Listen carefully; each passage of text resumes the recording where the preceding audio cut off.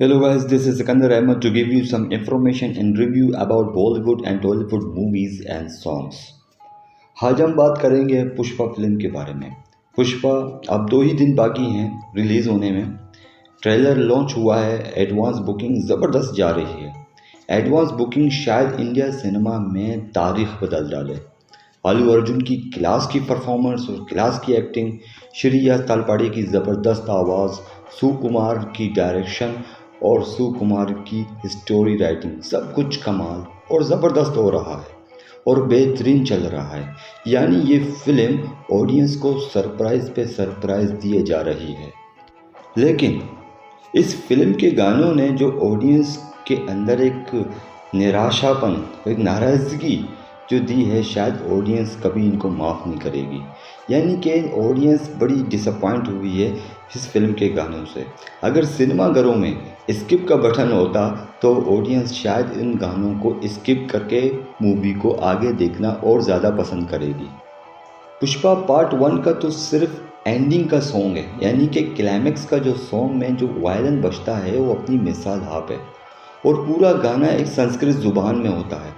हालांकि फ़िल्म ख़त्म हो चुकी होती है, एंडिंग जो क्रेडिट्स हैं वो आ रहे होते हैं, लेकिन गाना और लग रहा होता है पीछे बैकग्राउंड में और ऑडियंस उठने का नाम नहीं लेती, क्योंकि वो गाना इस कदर ज़बरदस्त और इस कदर बेहतरीन था कि सुनो मत। अगर आप जाएं उस क्लाइमेक्स के गाने को एक मरतबा और सुन लें, जैसे कल ही लॉन्च किया हो, इतना ज़बरदस्त है कि पूछो मत। अब पार्ट 2 के गाने सुन लीजिए। पार्ट 2 के गानों में वो दम नहीं है। मैं ये नहीं कहता कि सारे गाने फ्लॉप हैं, सारे गाने ख़राब हैं। कुछ गाने जैसे वो आइटम सॉन्ग था, वो तो बहुत सारे लोगों ने उसकी बुराई की, तो मैंने भी 3-4 मरतबा सुन लिया था। यानी कि एक गाना है, जब एक म्यूज़िक डायरेक्टर ने उसको डायरेक्ट किया है, प्रोड्यूसर से होकर गुज़रा है, उसके असिस्टेंट थे उनसे होकर गुज़रा है, डायरेक्टर से होकर गुज़रा है, तब जाके टी सीरीज़ ने उसको जारी किया है और ऑडियंस तक पहुंचा है। तो मैंने सोचा कि अब 3-4 मरतबा सुन लो, गाना समझ में आ जाए, उसके लिरिक्स समझ में आ जाए, म्यूज़िक को दिमाग जब कंफर्ट करता है कि शायद अब पसंद आ जाए, लेकिन ऐसा बिल्कुल नहीं हुआ। यानी कि गाने का लिरिक्स और गाने का म्यूज़िक सर के ऊपर से गुज़र रहा था, यानी कि मज़ा नहीं आया। खैर बहरहाल गाने तो गाने रहे। अब रहे बात फिल्म की एडवांस बुकिंग के बारे में बात करेंगे, जो 30 नवंबर से शुरू है। 30 नवंबर से अब तक इस फिल्म की जो एडवांस बुकिंग है वो 75 करोड़ है। इससे पहले तमिल एरिया जो था उसमें एडवांस बुकिंग बिल्कुल नहीं हो रही थी, अब शायद शुरू हो चुकी है और अब तक 8 लाख से ज़ायद मेरे ख्याल से टिकट बिक चुके हैं। एडवांस बुकिंग में सबसे ज़्यादा जिस फिल्म ने रिकॉर्ड कायम किया है वो है बाहुबली। बाहुबली ने जो है रिकॉर्ड कायम किया है वो 112 है और ट्रिपल आर ने 110 करोड़ इनकी टिकट एडवांस बुकिंग की है। और फिल्म जब रिलीज़ होता है तो फर्स्ट डे में वो कितना कमाता है, ये रिकॉर्ड जो है ट्रिपल आर के पास है।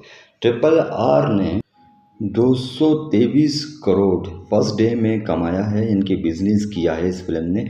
और ये फिल्म 25 मार्च 2022 को रिलीज़ हुई थी और अब तक ये रिकॉर्ड उनके ही पास है, रिकॉर्ड अब तक कोई तोड़ नहीं पाया है। अब देखते हैं कि पुष्पा पार्ट 2 पहले दिन कितना बिजनेस करती है, क्या वो ट्रिपल आर या बाहुबली का रिकॉर्ड तोड़ सकता है या नहीं। और ये भी देखना है कि अब एडवांस बुकिंग में पुष्पा ट्रिपल आर और बाहुबली को पीछे छोड़ सकती है या नहीं, क्योंकि ट्रिपल आर और बाहुबली जो एक ही डायरेक्टर की फ़िल्म है, एस राजन मुरली, जो बहुत बड़ा नाम है।